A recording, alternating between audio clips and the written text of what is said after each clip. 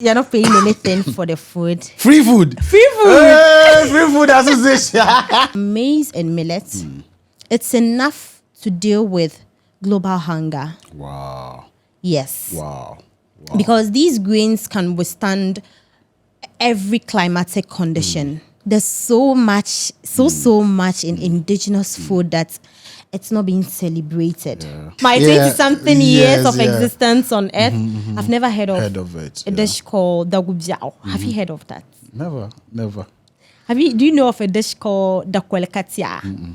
I know there's so much to offer. There's so much West African can offer. The venue, it's at Red Clay Studio.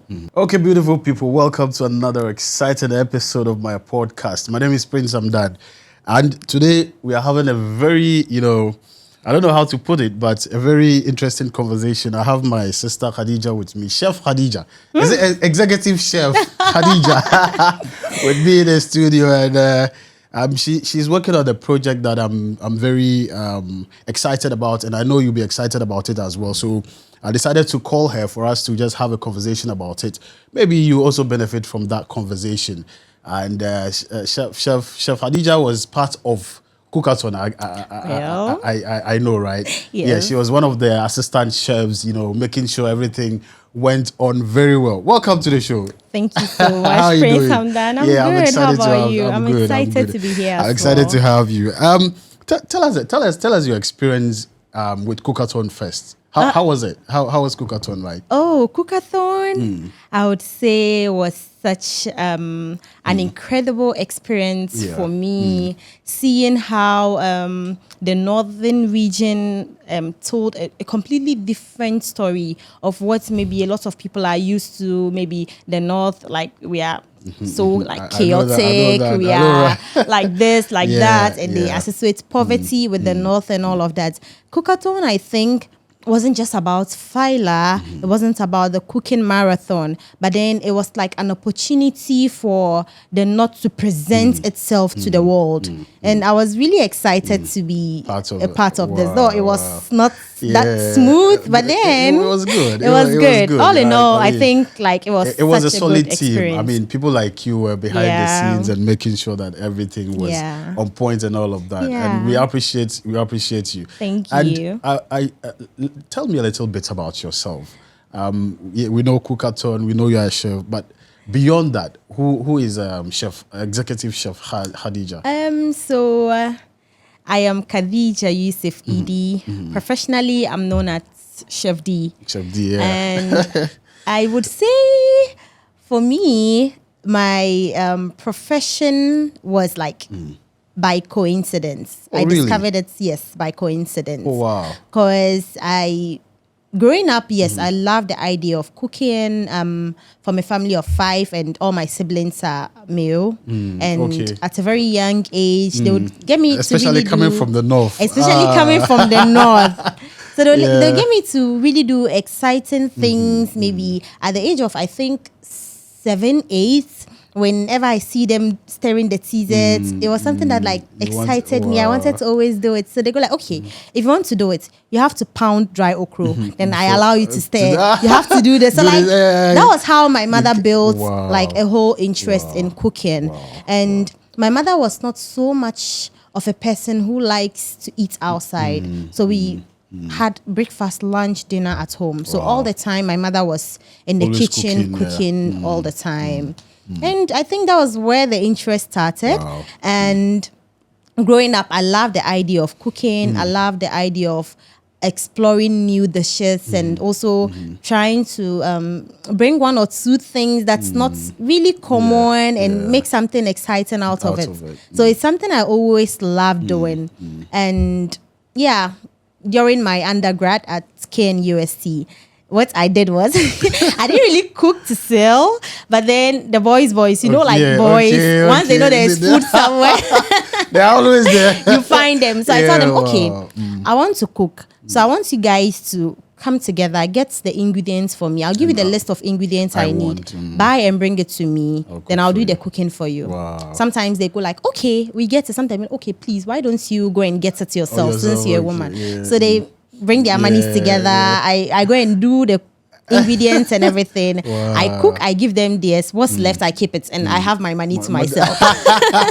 Wow. So all the time, people would come to me, my friends back at tech, whenever they are hungry, they know Khadija there. When you come to her, you're definitely going to have food. You'll be sorted.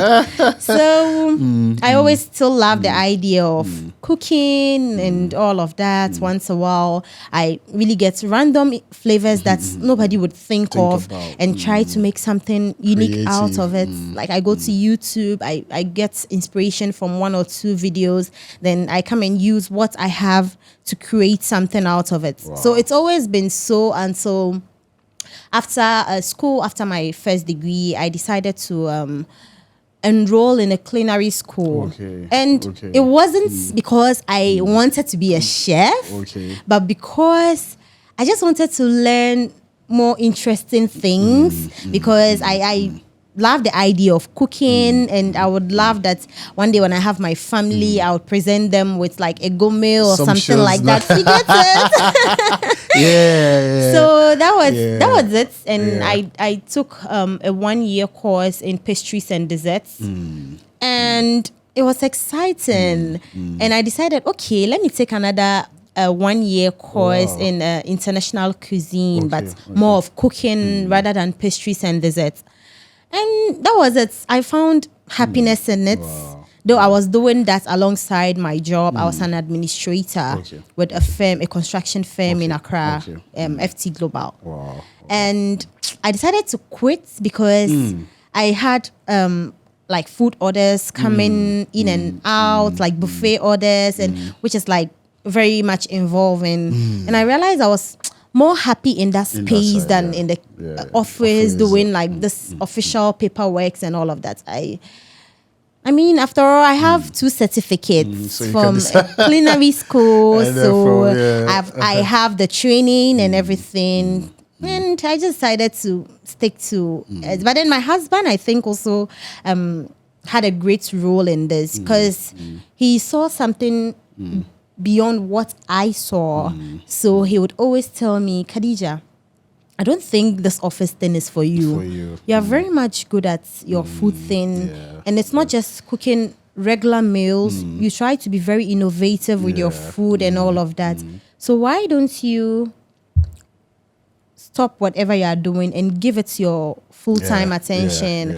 And you know, sometimes we women go like, no, I have to do things for myself. Then we're dating, we're not married. Because like, I mean, you are all that already. So if I don't have anything to myself, everybody's going to look like, okay, so I mean, Ibrahim Mama's wife. But then I also want to be addressed like, okay, this is Ibrahim Mama's wife, the chef. Like, I mean, something for myself, or maybe Ibrahim Mama's wife, the administrator, like something of something. You keep telling me. I mean, if you don't know, please tell us who your husband is. Oh, no, it's not about my husband. This conversation he has come into the conversation, so people have to know. Okay, so my husband is Ibrahim Mahama, a contemporary artist, I think he's doing incredibly well in his field. Amazing like guy. He's an inspiration to all of us. A lot of us. And I remember when I interviewed him at Red Clay, and he's the owner of Red Clay, and I mean, amazing guy. His depth of knowledge is just like, I mean, amazing. The creativity, I mean, crazy.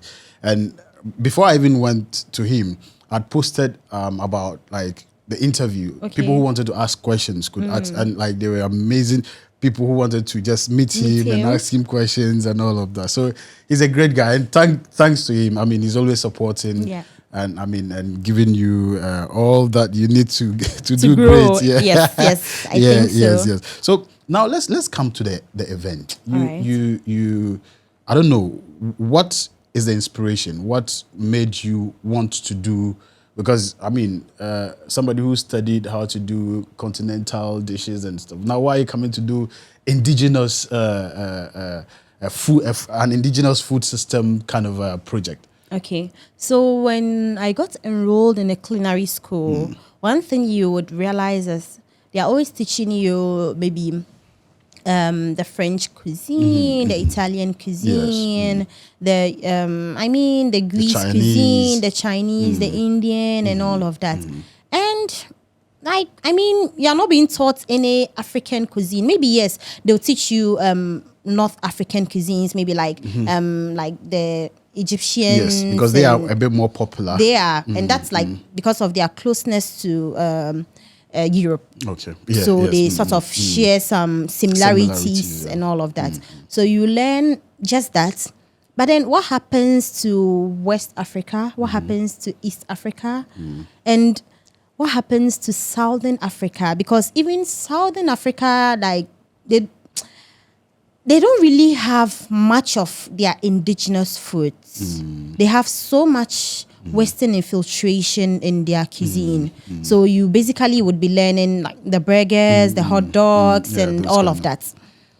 And West Africa has like a diverse array of healthy and nutritious meals that are not like put out there. And being a native of West Africa, Debunked to be precise. Debunked to be precise, Proud born of and bred in Tamale. I know there's so much to offer. There's so much West African like can offer. For example, the dishes in maybe the northern belt of West Africa, for example, a lot of people like talking about climate canker. I said climate. Climate crisis and all of that. Then you realize, okay, when you take, for example, maize and millet, it's enough to deal with global hunger. Wow. Yes. Wow. Because these grains can withstand every climatic condition. Like they can, especially millets, for example, can withstand like harsh climatic condition. It can be grown in the arid regions. It can be grown in the say the savanna regions. It can be grown in the tropical regions and all of that. So if people are dying of hunger, and West Africa, for example, we have the land, we have the labor, we have the resources when it comes to food to deal with that. How many people in the world are aware of this? How many people know this?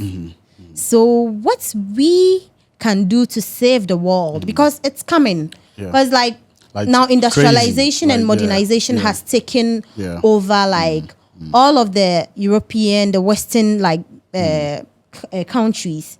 In time to come, they are going to depend on Africa for food. For survival, For survival, because like everything has been modernized.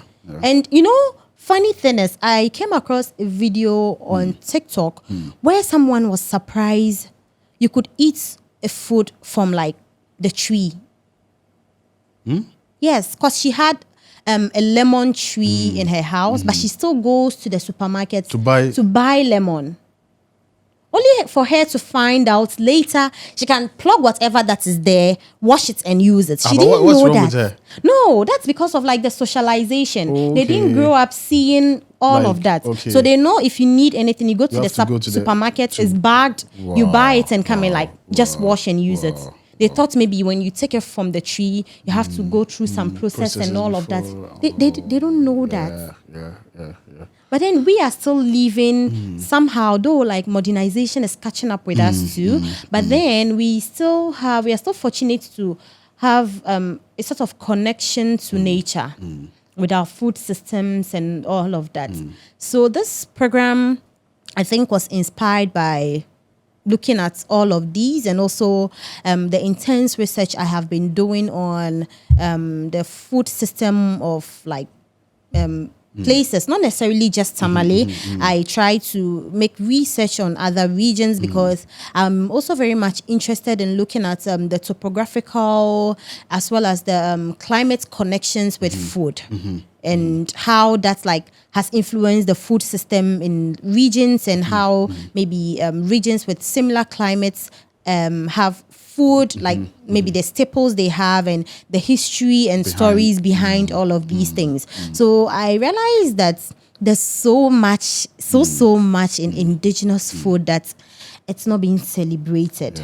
And to do that, I have to start with my own space, get people within me to even understand that, like get a community of individuals that would buy into the idea of going back to our indigenous times, bringing back some of the dishes we have, though our taste buds might have changed over time, and we can't just like sort of force it on people.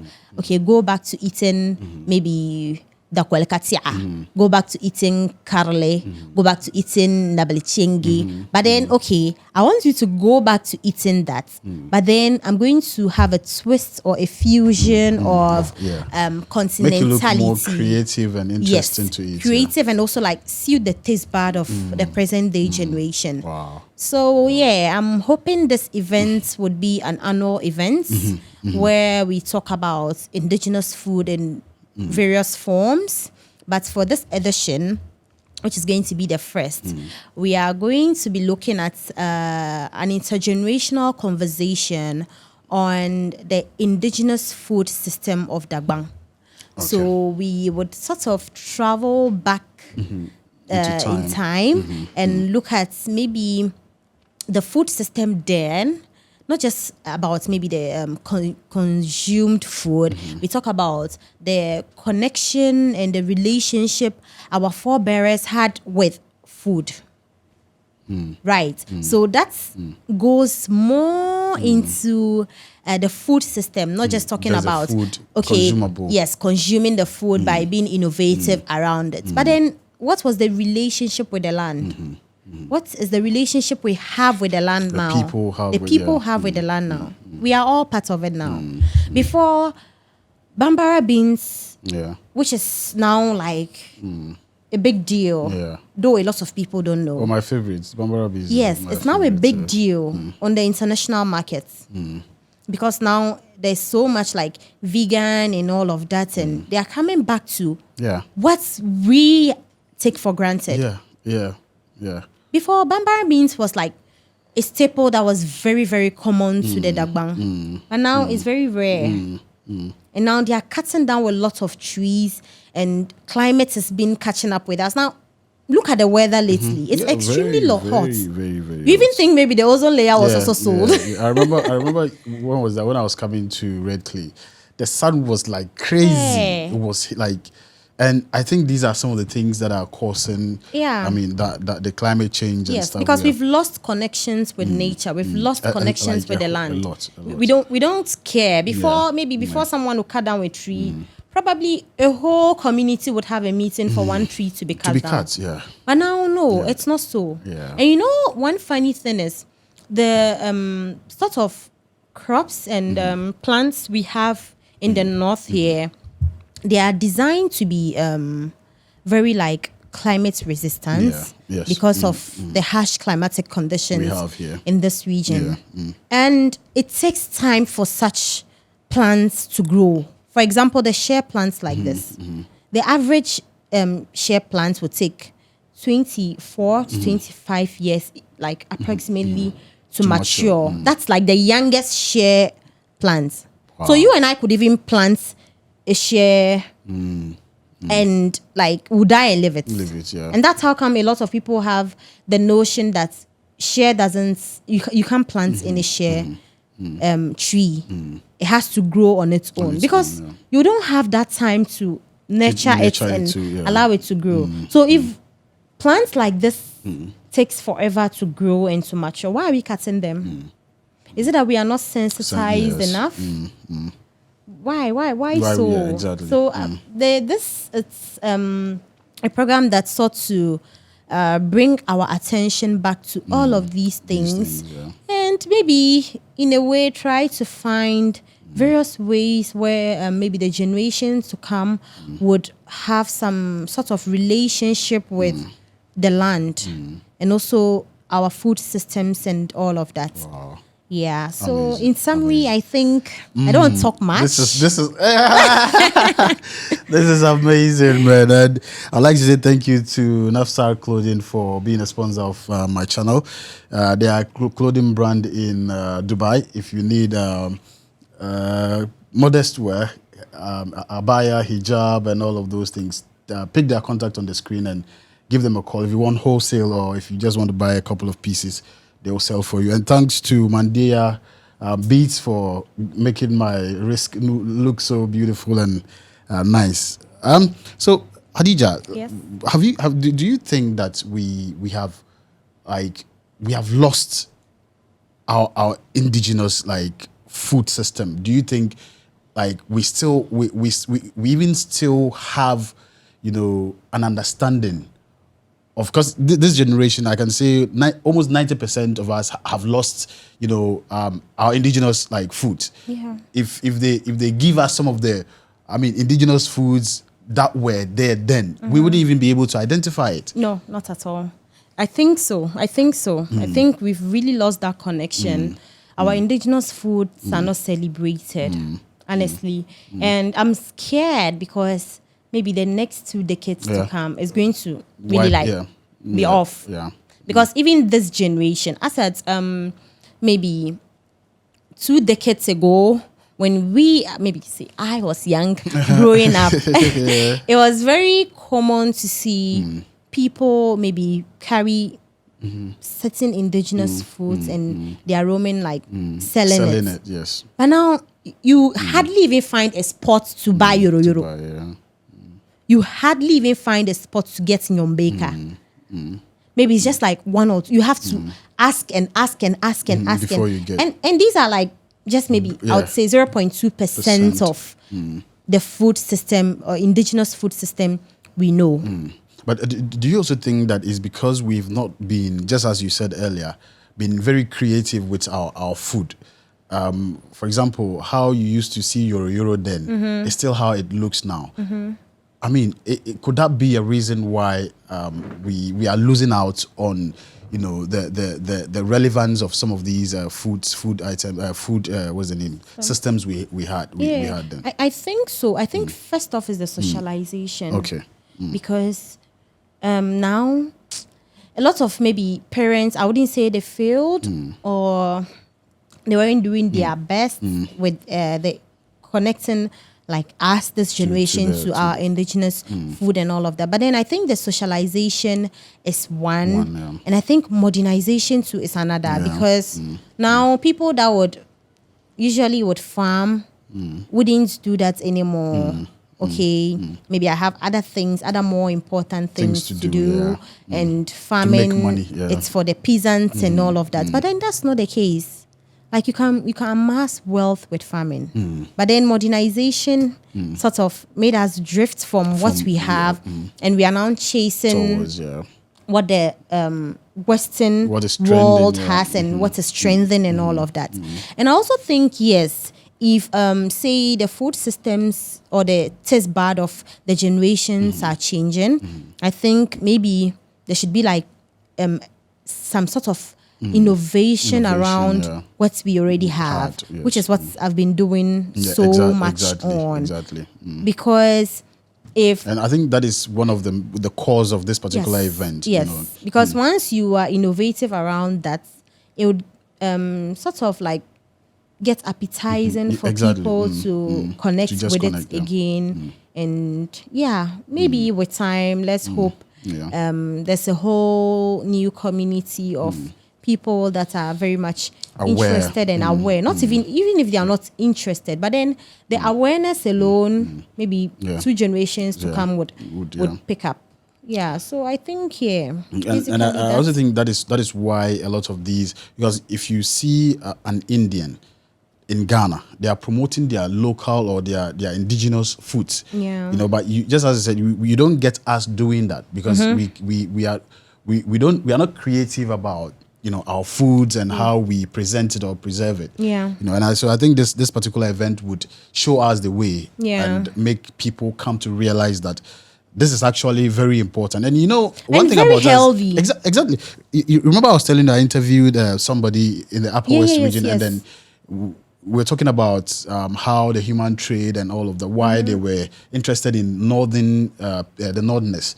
And he was telling me it was how strong we were. And that was because of the kind of foods we ate. You know, so it made us very, strong and huge. And, you know, so it's healthy. And at the same time, it's it makes us connect with who we really are as a people, exactly, and all of that. So I think the food is not just maybe a meal you eat, but then the stories. Exactly. When I was doing my research and I would go to the aged and just ask them really interesting questions, you realize the stories that comes with some of the these dishes are just like fascinating. I knew you searched with old people.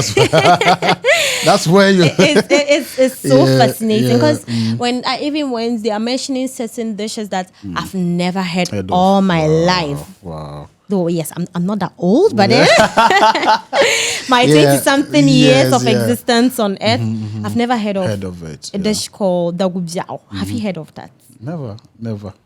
Do you know of a dish called dakwelekatia? Like so interesting, so fascinating. We need to learn. We our really generation, need to learn. We have left our culture, to I don't know, because we come from a part of the world or the country where we don't write much. Yeah. And the more you don't write, the more you forget the little that you have and all of that. So I think our generation, just like you are doing, would have to take initiatives like this to preserve our traditions and culture and all of that. So I mean, it's a great thing you are doing, and I just hope that people would see the vision and come and make this like bigger than we even expect, because it cannot just happen by itself. It has to be intentional, and we have to all come on board. So I was very excited when I posted about it on social media. There were a lot of young people who, were interested in coming and just to come and explore the food and then just see what, they've probably forgotten and all of that. Yeah, I was also very excited, I must say, because I didn't really think, I wasn't so sure if people would be interested Yes. Because, yeah, maybe and I must just say not credit interested. to how you present the foods, because I've seen a couple of pictures and we'll be sharing them on the screen. Thank you. You make it just looks appealing, even if it's not something you just want to try and see how it tastes and all of that. So true. It's a great initiative. So now let's come back to the event. What are some of the the foods we are going to see on the day? A lot of people are just this is the part they are waiting for. Item 13. This is the part they want to see. Yes. Okay, so we'll be cooking on site as the program is ongoing. There would be a whole group. Like Amina from Duduhugu and Amina from Cake O'Clock and other people in the culinary sectors that are doing incredible things for themselves and also making their own contributions to the food system. Wow. They would be on the stand and we would be serving and cooking nabelichingi. Okay.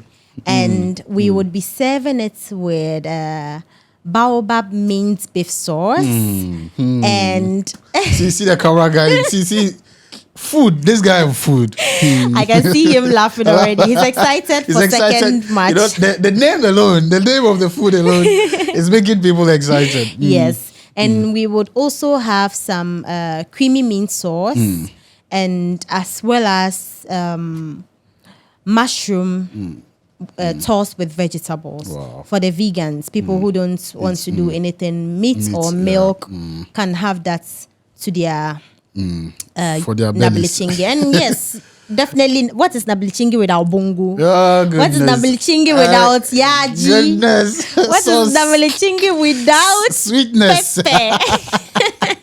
So yes, this is amazing. And we'll be serving some indigenous drinks. I don't know if you know of Kpala. You don't know Kpala? All I know of is Sobolo and Zumko.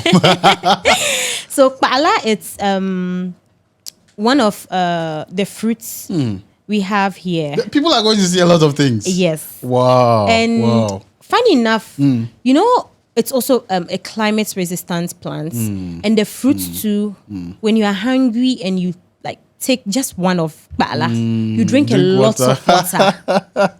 So I'll be making a juice out of it. Wow. And definitely I'll be spicing it with some coriander and cardamom and cinnamon and all of that. I can't wait. So it's definitely going to be an exciting experience where we have a conversation and we have also some dishes served. We also have some baobab juice served as well. And the conversation, so we are going to really have prominent people as guest speakers to speak about. Yes, I wouldn't disclose that. Very soon the flyers will be out. The flyers will be coming out either today or tomorrow. You see the flyers. Yes. So So good, beautiful. basically, that's what the I'm going to see Euro. Yes. Euro. Wasa. No. So I just want to keep it simple and straightforward. Okay. So Nabilichingi, it's okay. Euro mixed. Okay. So Euro, Euro is just the corn alone with the spices, the local spices. But once you add more than a grain to the corn, it ceases to be called Euro. It's now called Nabilichingi. Okay. So you can have the corn with bambara beans. You can have the corn with beans. That's tuya. So once you have like a mixture of a grain, it's called Nabilichingi. So you know how you see how interesting the food system is, and how they just like played around it a century ago or decades ago. So which of them is your favorite? Me, your favorite? I would die for wasa wasa. Any day. You see wasa wasa, and adwa. My goodness, especially the adwa with granite oil. Yes, with a lot of pepper. Kill me already. Crazy.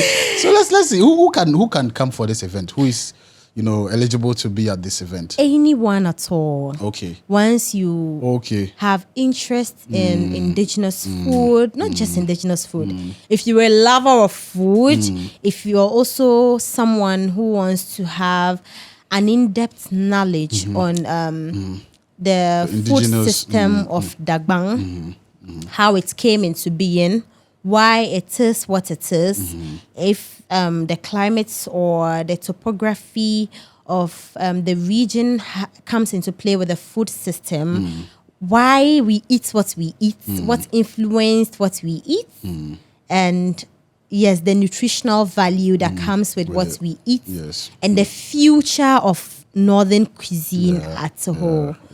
And also, if you just want to come and eat, come on. There's enough for everyone. Just come. Come and eat. So we are talking about eating. Are we is it free or we are going to pay for the food? You're not paying anything for the food. Free food. Free food. Hey, free food association. Free food association. Guys, free water. Oh my goodness. Free juice, and come and also learn something. Come and share the little you have as well. Great. So please don't be greedy with the knowledge you have. Please let's all come and everybody share. will be, free to share whatever knowledge you have. Everyone is free to share. It's not limited to maybe anyone at all. Anyone at all can come. Anyone, anyone. Anyone at all. Please come. Yes. So where's the venue? The venue, it's at Red Clay Studio. Hey, they said I shouldn't say Red Clay Studio. It's Red Clay. Red Clay. Red Clay. Yeah. And I was actually looking at doing it at the greenhouse of Red Clay. But then it's not complete, and given this harsh weather, I don't think it would be appropriate to do it there. So we are looking at moving it to the Parliament of Ghosts at Red Clay Studio. So I'm hoping to see you all. Don't worry. Just get to Red Clay. You see the place. Just get to Red Clay. And the whole team, Hamdan and his people would be ready to. And your boy is going to be the MC, so you have to be there. Yes, you have to be there. Yes. And let's talk about vendors. Are people free to come and also? Yes. It's an opportunity to showcase what the North has to offer. Like I said, traveling back in time and also what we are doing right now. So I think it will be a good opportunity for vendors out there to come and showcase what they do. Okay. Even though, yes, we don't know, maybe you might make some sales. Even if you don't make some sales, I think it would be an avenue to showcase what you do and connect with people. Because if they don't buy, they might buy later. They might buy later. Yeah. Even if they don't buy, you are known for that. You can be recommended and all of that. And it's absolutely free. Just come with your stand, come and set up. Is also for free. Vendors. Yes, just come. Charlie, this is free bonto. Free bonto. Free bonto. I just want everyone to benefit from this event. Charlie, this is a great event. The best way this is a great event. We can. And this is the maiden edition. Yes. It's supposed to be yearly. Yes. Wow. And also I'm hoping it doesn't just end with a conversation. Okay.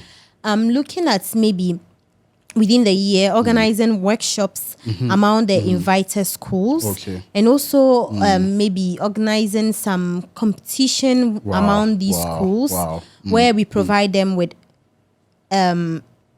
say indigenous grains or flavors, and you're asked to make something out of it. So something like I could take dawa dawa and I make a roll out of it, like dawa dawa rolls. We have cinnamon rolls, we have maybe chocolate rolls and all of that. But then why don't we add what we are already learning, the continental things we are learning, and sort of like infuse it with what we already have. I don't think it's wise always we go to take, okay, they teach you this recipe and they say you're supposed to use wheat flour.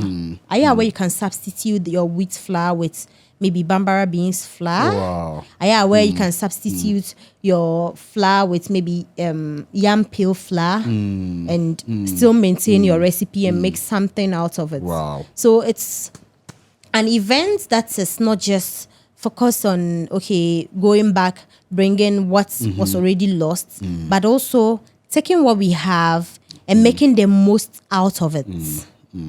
So instead of, okay, yes, we have to go back and bring the Yoro, the Gable, how can we make and all of that. Now, put that aside.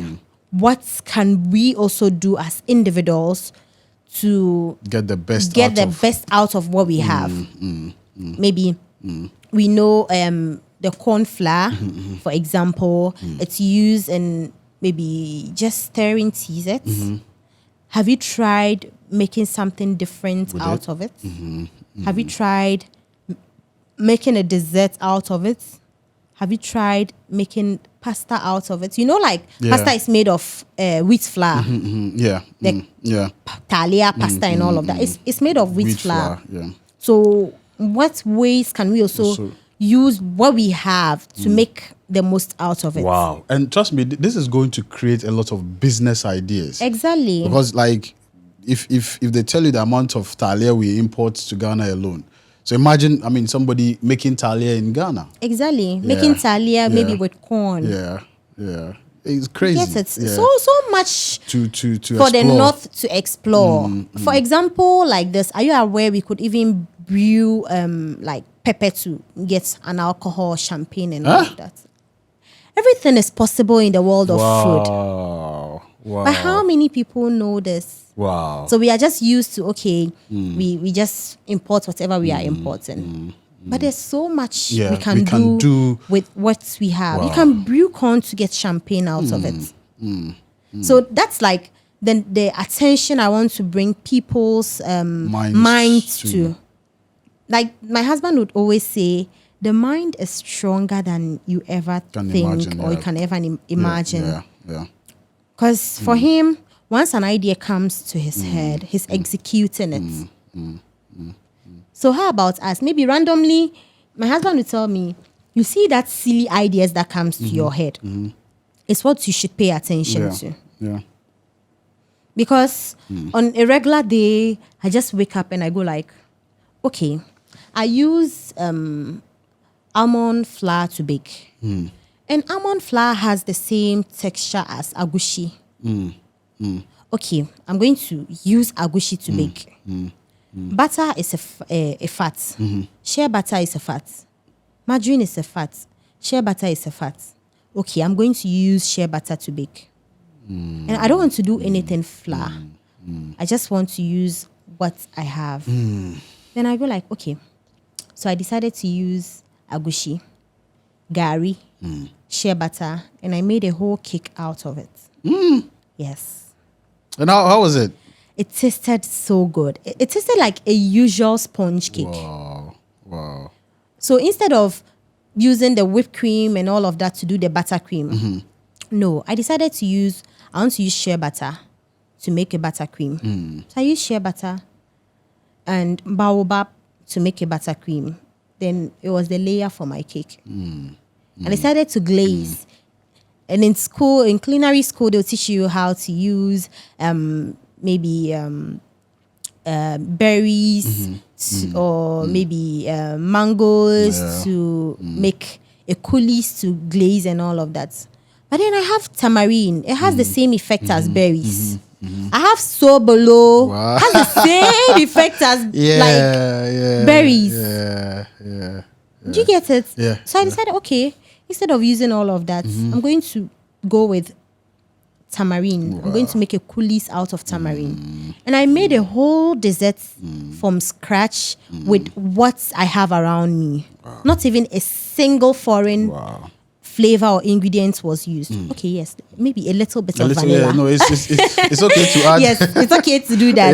Yeah. A little bit of vanilla. And that's it. So it's now like the conversation is not just limited to let's go back. And though take it's what very was- important. Let's go back in time and bring what we've lost. But in as much as we are bringing what we've lost, let's also focus on being innovative with what we have currently. So yeah, basically, I think it will be interesting. Whoa, It will be interesting, whoa. actually. If you miss this event, you've missed your life. And the speakers are also people from amazing diverse people. fields Yeah. that are very knowledgeable Yeah, and they are doing incredibly well in their fields. Yeah. So I don't think it's an event you should miss. It's going to be an interesting conversation. I'm already I imagining think. how everything is going to Same. come out. I'm really looking forward to it's this going event. to be amazing. It's going to be amazing. Any last words for people who would want to come? Last words for people who would want Just to come. come. Just come there. Just come there. Just come. And Just so come. if somebody wants to connect with us on social media or on probably they just want to come, is there a way they can go about it? Okay, I think on the flyers there are some Contacts contacts on the All right. screens, and also some people were concerned about their distance. Okay. I think 2 or 3 people reached out to me, Okay. and they are outside of Tamale, that they would love to be be part of this event. So I want to believe Hamdan with his production team would make that possible Yeah, for sure. you. You have an experience. You would have an experience Yeah. from afar. And yeah. Okay. All right. Amazing. So, and her social media handles, your social media handles. And so on Instagram, Instagram. Dine with Chef Dee. On Facebook, Dine with Chef Dee. Yeah. And on TikTok, Dine with Chef Dee. Go follow Chef D. Go follow Chef D and see the amazing thing. You're going to learn a lot because I'm on her page and I see the creative things she does with just our own things, and it's amazing. So go learn some stuff from her page and make sure you follow follow her pages and all of that. Thank you very much. Thank this you has so been much, a very Hamdan. insightful conversation. Thank and you. Probably maybe after the program we come back and have another Hopefully. conversation. Yeah. So guys, thank you very much, Chef Dee. Thanks for coming through. Thank you so much Thanks for for watching. having Make sure me. you show up. If you come 1,000 people, all of you get food to eat. So don't worry. Temptating is sorted. All right, guys. Thank you very much. See you in the next episode. Peace. We out. Bye.